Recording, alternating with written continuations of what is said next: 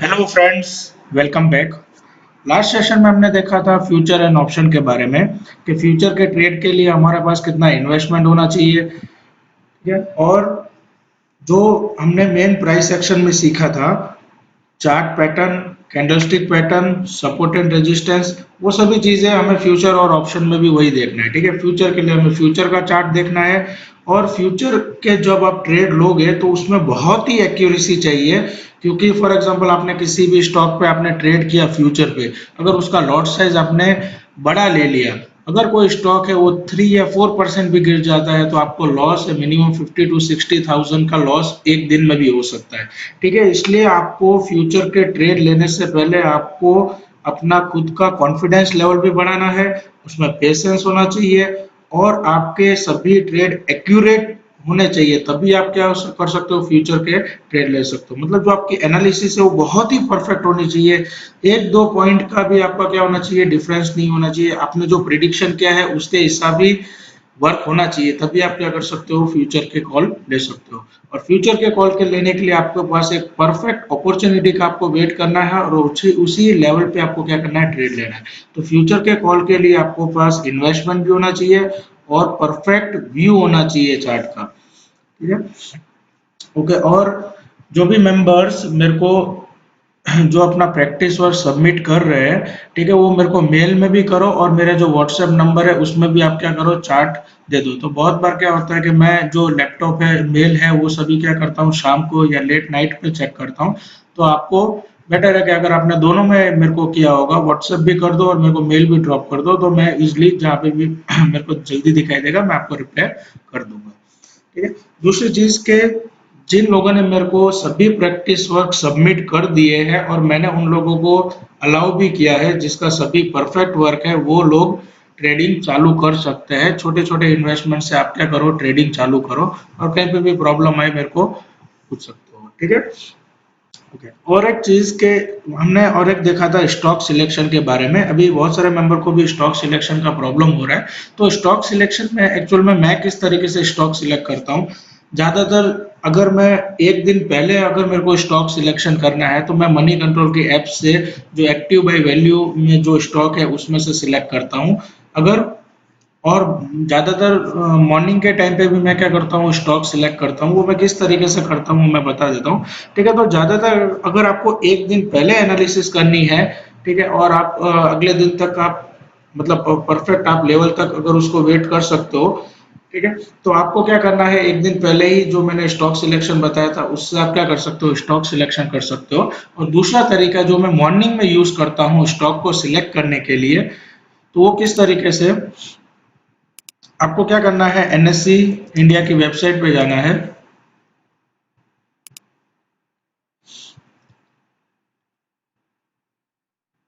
उसमें आपको क्या देखना है, लाइव मार्केट में, जब ये मार्केट तो अभी क्लोज है, जब आप लाइव मार्केट में देखोगे तो उसमें इक्विटी स्टॉक के अंदर आपको सभी क्या हो जाएगा, निफ्टी 50 के स्टॉक्स आ जाएंगे।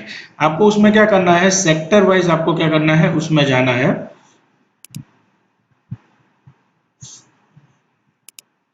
आपको सबसे पहले इंडेक्स में जाना है। इंडेक्स में ये सभी जो सेक्टर वाइज जो स्टॉक है उसमें देखना है, ठीक है। जैसे कि इसमें हमें अगर ये फॉर एग्जांपल कभी मार्केट अगर चल रहा है तो इसमें से हम देखेंगे कि कौन सा स्टॉक है जो ज्यादा अप साइड जा रहा है और कौन सा स्टॉक है जो ज्यादा डाउन साइड, मतलब हम सेक्टर वाइज क्या करेंगे, फिल्टर करेंगे, ठीक है।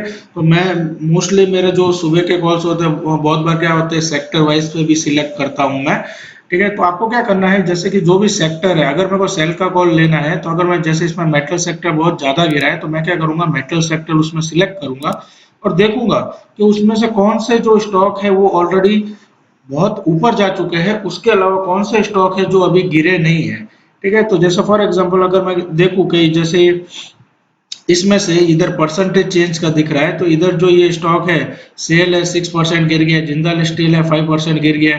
अगर मैं देखूं हिंदाल्को है, अगर वो अभी तक गिरा नहीं है तो मैं क्या मान के चलूंगा कि ये स्टॉक भी पूरा सेक्टर डाउन होने के कारण ये स्टॉक भी क्या होगा, गिरेगा, ठीक है। तो मैं इस हिंदाल्को को अपने सिलेक्ट करूंगा, फिर उसमें देखूंगा, चार्ट एनालिसिस करूंगा, कोई पैटर्न बन रही है या कोई रेजिस्टेंस ब्रेक करने वाला है, तो उसके हिसाब से मैं अपना ट्रेड लूंगा। तो मतलब मैंने क्या किया, सेक्टर वाइज जो स्टॉक सेक्टर चल रहा है या आज गिर रहा है, तो उसमें जो स्टॉक गिरे नहीं गिरे हैं अभी तक, उसको मैं सिलेक्ट करूंगा, उसमें एनालिसिस करूंगा और मेरा ट्रेड जो भी पैटर्न बन रही है या ब्रेकआउट होने के बाद ही मैं अपना ट्रेड लूंगा। ऐसा नहीं है कि जो स्टॉक अब ये गिरा नहीं है तो ये भी गिर जाएगा। आपको एनालिसिस करनी है। अगर आपका एनालिसिस, अगर आपको चार्ट सही बता रहा है कि ये ब्रेकआउट हुआ है या फिर कोई भी रेजिस्ट ये सपोर्ट लेवल ब्रेक किया है, तभी आपको क्या करना है, इसमें सेल करना है। ठीक है, तो ये दूसरा तरीका है जो मैं मॉर्निंग के टाइम पे यूज करता हूँ। इसमें एडवांस आप एक दिन पहले प्री प्लानिंग नहीं कर सकते, इसको इसको आपको मॉर्निंग में ही देखना पड़ेगा। ठीक है, ओके। आज जो हम बात करने वाले हैं, एक तो न्यूज़ के ऊपर से आपको कैसे ट्रेड लेना है।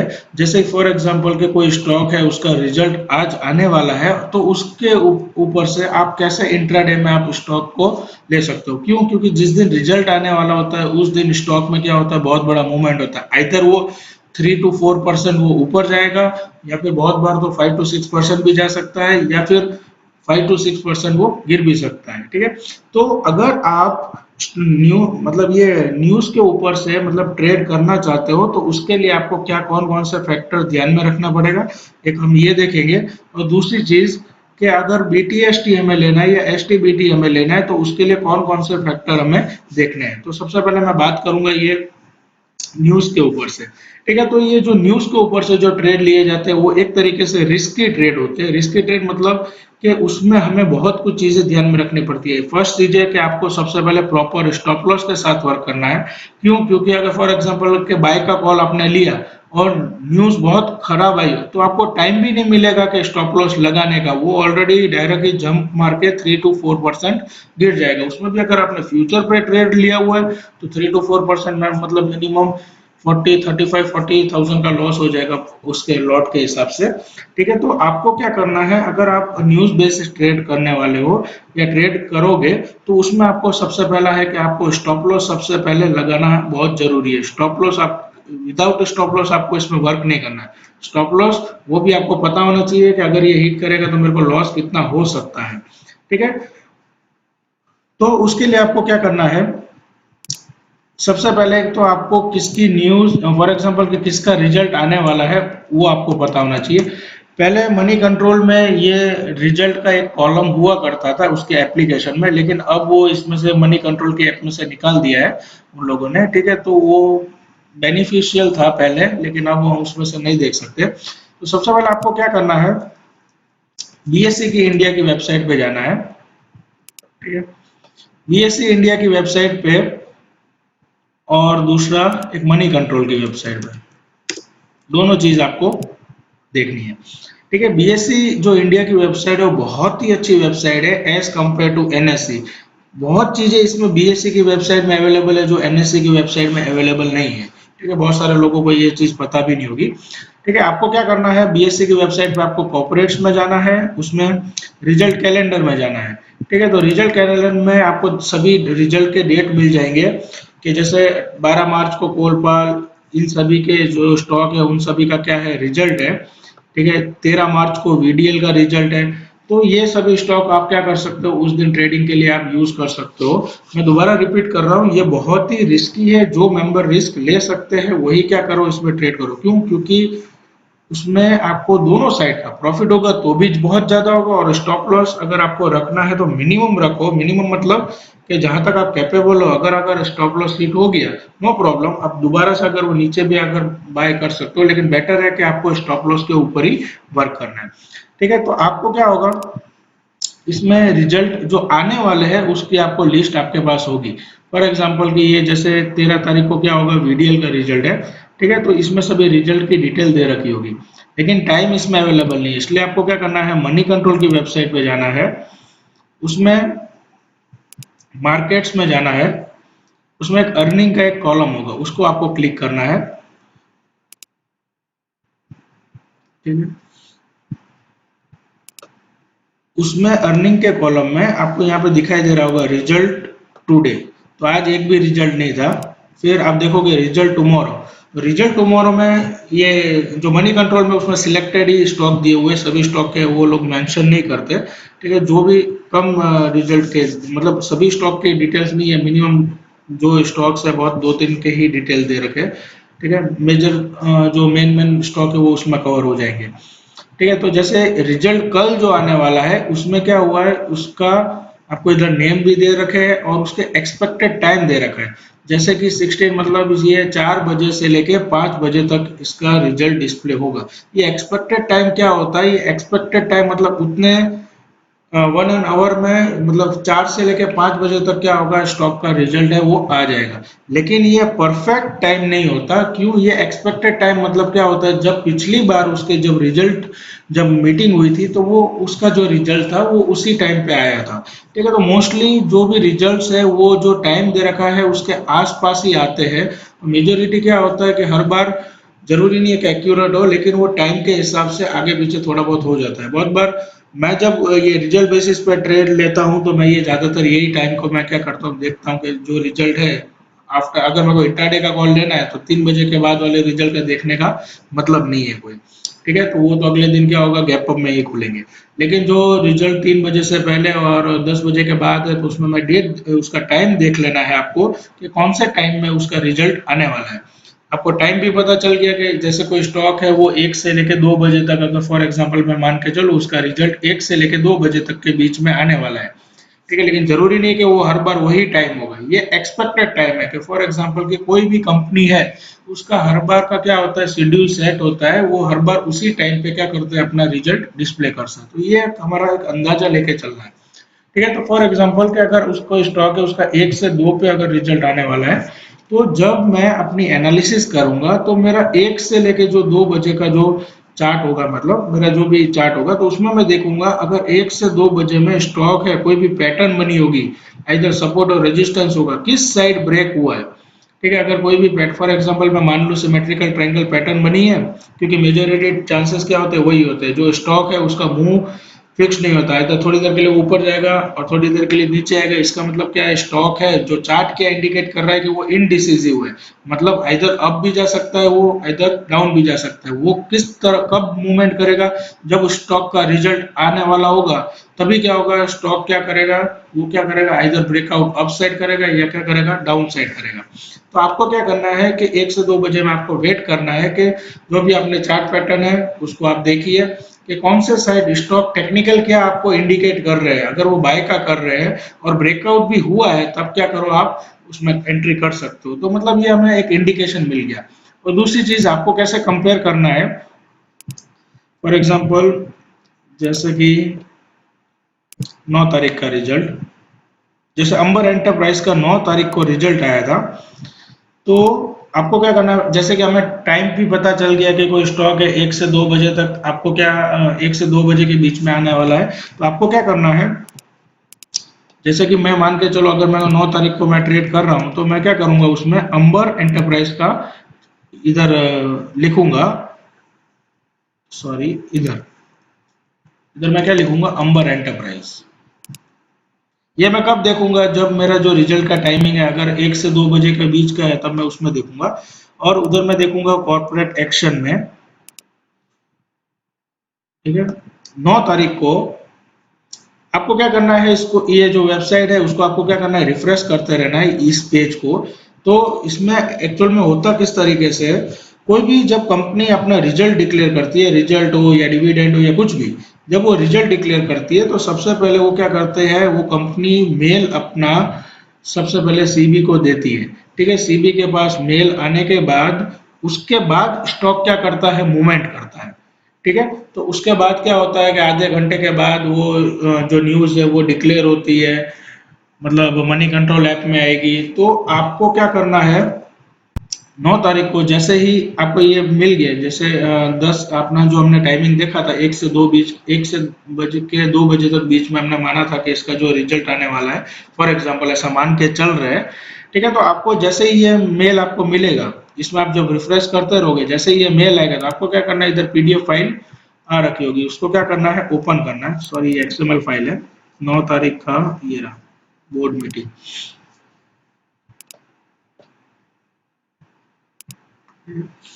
आपको क्या करना है, उसको ओपन करना है और उसका देख लेना है रिजल्ट क्या है उसका, अच्छा रिजल्ट आया, फ्लैट रिजल्ट आया, तो आप उसको तुरंत ही क्या कर सकते हो, इसमें देख सकते हो।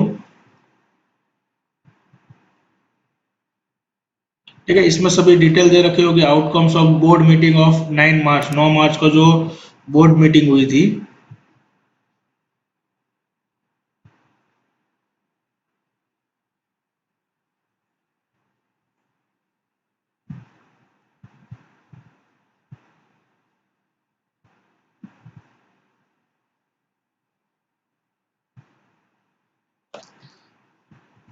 ओके, ये इसमें सभी आपको फिगर्स दे रखे हैं कि 2015 में इसमें, लेकिन हमें खाली मेन ही लाइन देखनी है। ठीक है, जब मैं भी इसको भी पहली बार ही खोल रहा हूँ, लेकिन जब आप इसको देखोगे तो इसमें मेन डायरेक्ट एक लाइन लिखी होगी जिसमें इसका रिजल्ट जो आपको डिक्लेयर होता है ऊपर, कि कंपनी का प्रॉफिट कितना है और पहले कितना था अभी कितना हुआ है। ठीक है, ये रहा, यहाँ पे इसी लाइन में क्या हुआ है कि लिखा हुआ है कि 70% जो इक्विटी शेयर कैपिटल है उसमें इलेक्ट्रॉनिक प्राइवेट लिमिटेड में कर रखा है। ठीक है, तो ये जो रिजल्ट है इसका, अगर आपके पास टाइम है, उतना टाइम है, तो आप क्या कर सकते हो, उसको तुरंत ही क्या कर सकते हो, देख सकते हो। और अगर रिजल्ट अच्छा आया तो उसके ऊपर से आपको क्या करना है, डिसीजन क्या करना है, बाय का लेना है। लेकिन आपको साथ में क्या करना है, स्टॉक है उसका टेक्निकल भी देखना है, खाली इसके ऊपर से क्या करना है, सडनली नहीं ले लेना है। ठीक है, तो यहाँ पे सभी डिटेल्स इसकी दे रखी है। ठीक है,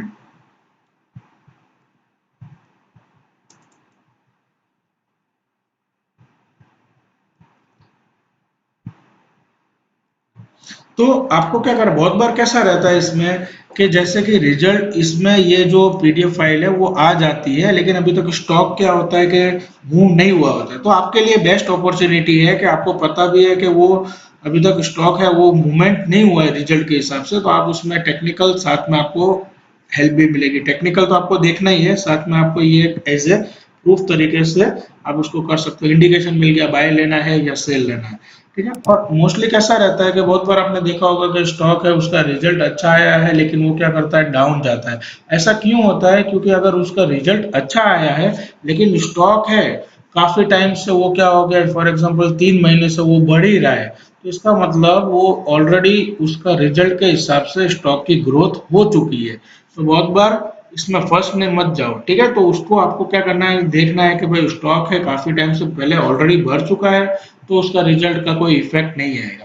अगर लेकिन स्टॉक है वो बढ़ा नहीं है, तो क्या आएगा, उसमें तुरंत ही तुरंत मूवमेंट आएगा और रिजल्ट के टाइम पे वो स्टॉक बहुत ही वॉलेटाइल होगा। इसलिए आपको पूरी तरीके से ध्यान में रख के आपको क्या करना है, ट्रेड लेना है।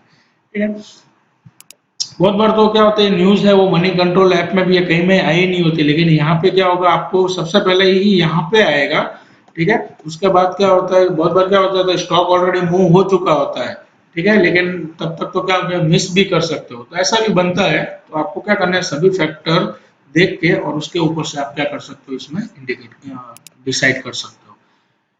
ठीक है, तो आपको क्या करना है, ये मनी कंट्रोल जो ऐप है, जो उसमें क्या होगा, आपको परफेक्ट टाइमिंग मिलेगा, तो उस टाइमिंग के अंदर, हाँ, आपको टेक्निकल उसी टाइमिंग के अंदर देखना है कि भाई कोई ब्रेकआउट या फिर स्टॉक है कौन से डायरेक्शन में जा रहा है, उसके ऊपर से आप क्या कर सकते हो, रिजल्ट बेसिस ट्रेड ले सकते हो। और दूसरा होता है बीटीएसटी। बीटीएसटी मतलब बाय टुडे और सेल टुमारो। और कोई स्टॉक है, हम क्या करते हैं, 3 बजे लेते हैं, 3 से 3:30 पे या 2:30 बजे के बाद, और अगले दिन मॉर्निंग में क्या कर देते हैं, उसको हम सेल कर देते हैं, वो हो जाता है बीटीएसटी। और एसटीबीटी मतलब सेल किया है 3 बजे और बाय करेंगे हम मॉर्निंग में।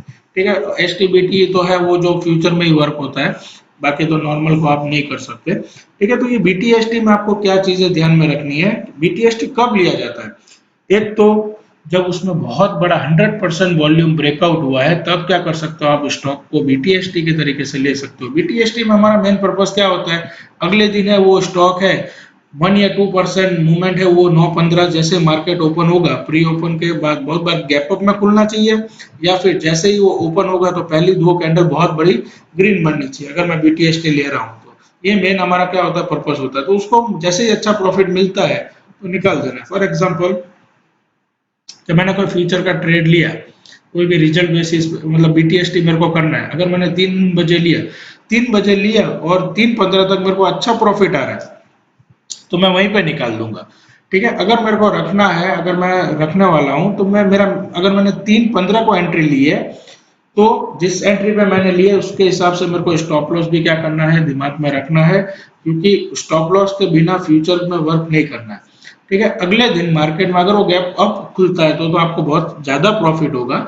लेकिन अगर पहले 15 मिनट में पहले क्या होगा, बड़ी सी कैंडल अगर बन जाती है तो मैं क्या करूंगा, अपना प्रॉफिट लेके निकल जाऊंगा, उसको फिर संभाल के नहीं रखना। ठीक है, तो सडनली क्या करो, मार्केट में आपको profit time to time book भी करना है और लॉस को क्या करना है, मिनिमाइज करना है। ऐसा नहीं होना चाहिए कि बहुत अच्छा प्रॉफिट चल रहा है 20-30,000 का, वो मिस हो गया। आपको प्रॉफिट को भी क्या करना है, टाइम टू टाइम बुक करना है। ठीक है, ओके। बीटीएसटी के लिए आपको कौन कौन सा देखना है कि जो वॉल्यूम है वो 100% ब्रेकआउट हो जाएगा।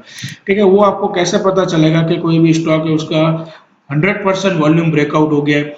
फॉर एग्जांपल जैसे ये टाटा स्टील है, ये उस दिन 4% गिरा हुआ था। ये मैंने कहाँ से निकाला, टॉप गेनर और टॉप लूजर में से मैंने निकाला। तो मैं इसको एस टी बी टी के लिए ले सकता हूँ कि नहीं ले सकता, इसके लिए मैं कौन कौन सा फैक्टर चेक करूंगा। ठीक है, तो आप इसमें देखोगे स्टडी में आपको क्या होगा, पिवट पॉइंट ऑलरेडी मिल जाएगा। ये पिवट पॉइंट का यूज वैसे तो एक्चुअल में नहीं करता, मैं मैनुअली सपोर्ट और रेजिस्टेंस ड्रॉ करता हूँ, लेकिन ये आपको एक इंडिकेशन दे देता है कि नियर बाय वो रेजिस्टेंस है। ठीक है, आपको क्या करना है, 15 मिनट का चार्ट आपको ओपन करना है बीटीएसटी के लिए ओनली। आपको उसमें देखना है ये स्टॉक है उसका उस दिन का मूवमेंट है। ठीक है, ये पिवट पॉइंट है, ये जो रेड लाइन है वो क्या है, रेजिस्टेंस लाइन है। अगर आप इसको शॉर्ट कर दोगे तो ये क्या हो गया, R1 हो गया, ये क्या हो गया, R2 हो गया। ठीक है, आप हर एक दिन में देखोगे ये क्या उसकी पिवट पॉइंट है, ये हो गया R1, ये हो गया R2, ये R3, उस दिन के उसके मेन तीन रेजिस्टेंस। उसी तरह ये तीन सपोर्ट, ये फर्स्ट सपोर्ट, ये सेकंड सपोर्ट और ये थर्ड सपोर्ट। इसको आपको पिवट पॉइंट को आपको नॉर्मल उसमें यूज नहीं करना है, उसके लिए आपको मैनुअली सपोर्ट और रेजिस्टेंस ड्रॉ करना है, खाली इसके लिए आपको मैं बता रहा हूँ। ठीक है, तो आपको क्या करना है इसमें, अगर उस दिन स्टॉक ने पूरे सपोर्ट ब्रेक कर दिए तो आप उसको क्या कर सकते हो, बाई के तरीके, बाई साइड आप उसको कर सकते हो। ठीक है, ट्रेड ले सकते हो। उसी तरीके से अगर तीनों रेजिस्टेंस ब्रेक हो गए, ठीक है, सॉरी गलत बोल दिया मैंने, अगर तीनों उसके सपोर्ट है वो ब्रेक हो गए तो आपको क्या करना है, एस टी बी टी के लिए कॉल ले सकते हो, मतलब सेल साइड। उसी तरीके से तीनों रेजिस्टेंस है अगर वो ब्रेक हो जाता है तो इसका मतलब वो क्या होगा, आप बाय साइड ले सकते हो। उसके साथ साथ आपको क्या करना है, टेक्निकल भी देखना है, जो भी आपकी एनालिसिस है वो भी आपको देखना है कि भाई कितना मेरे इसमें क्या बन रहा है, कोई पैटर्न बन रही है कि स्टॉक में बहुत बड़ा ब्रेकआउट हुआ। वो टेक्निकल तो आपको सभी जगह यूज करना है, विदाउट जब तक आपको कंफर्मेशन नहीं मिलता तो आपको क्या करना है, उसमें एंट्री मत करो। ठीक है, तो इसमें जैसे कि है ये पिवट पॉइंट है, ये फर्स्ट सपोर्ट, ये फर्स्ट जो सपोर्ट था ब्रेक हो गया, सेकंड ब्रेक हो गया, लेकिन थर्ड वाला क्या हुआ, ब्रेक नहीं हुआ, तो मैं इसको क्या बीटीएसटी में मैं इग्नोर करूंगा। ठीक है, उसी तरह दूसरा चार्ट देखते हैं, जैसे ये सेंट्रल बैंक वाला है। ठीक है, इसमें आप देख सकते हो ये इसकी पिवट पॉइंट है, स्टॉक है उसने फर्स्ट रेजिस्टेंस ब्रेक कर दिया, सेकंड ब्रेक कर दिया, थर्ड ब्रेक कर दिया। ठीक है, तो आप यहाँ पे क्या कर सकते हो, थर्ड जैसे ही ब्रेक हुआ तो आप अगर बीटीएसटी में इसको लेना है तो आप क्या कर सकते हो, इसको ले सकते हो। ठीक है, तो मेरी एंट्री यहाँ पे हो जाएगी, मेरा स्टॉप लॉस है उस रेजिस्टेंस पे क्या करूंगा, मैं नीचे रखूंगा। और बीटीएसटी में स्टॉप लॉस तो कैसा रहता है कि मिनिमम हमारा उसके हिसाब से रखना है कि ताकि उस लेवल को ब्रेक करना उसके लिए मुश्किल हो जाए। तो ये स्टॉक है जिसमें 100% क्या होगा, उस दिन वॉल्यूम ब्रेकआउट हुआ होगा, तो उसको मैं क्या कर सकता हूँ, बीटीएसटी में मैं ले सकता हूँ। लेकिन बीटीएसटी और न्यूज बेस्ड ट्रेड एक तरीके से रिस्की है, जो मेंबर बीटीएसटी करते हैं ये उन्हीं के लिए है, जरूरत नहीं है सभी को। मैं भी बीटीएसटी करता हूँ लेकिन बहुत रेयर करता हूँ, जब मैं पूरी तरीके से कॉन्फिडेंस रहूंगा तभी मैं क्या करूंगा, बीटीएसटी लूंगा। ठीक है, दूसरा बीटीएसटी हम किस तरीके से ले सकते हैं, न्यूज बेसिस पे। फॉर एग्जांपल कि कोई न्यूज है 7 बजे के करीब इवनिंग में आने आने वाली है और मेरे को पता है 100% कॉन्फिडेंट हूँ कि इस बार का जो रिजल्ट है वो कैसे पता चलता है, फंडामेंटली हमें पता है कि ये कंपनी है इतना ग्रोथ कर रही है और कुछ बड़ा प्रोजेक्ट भी मिला है और उसका रिजल्ट इस बार का बहुत ही अच्छा आएगा।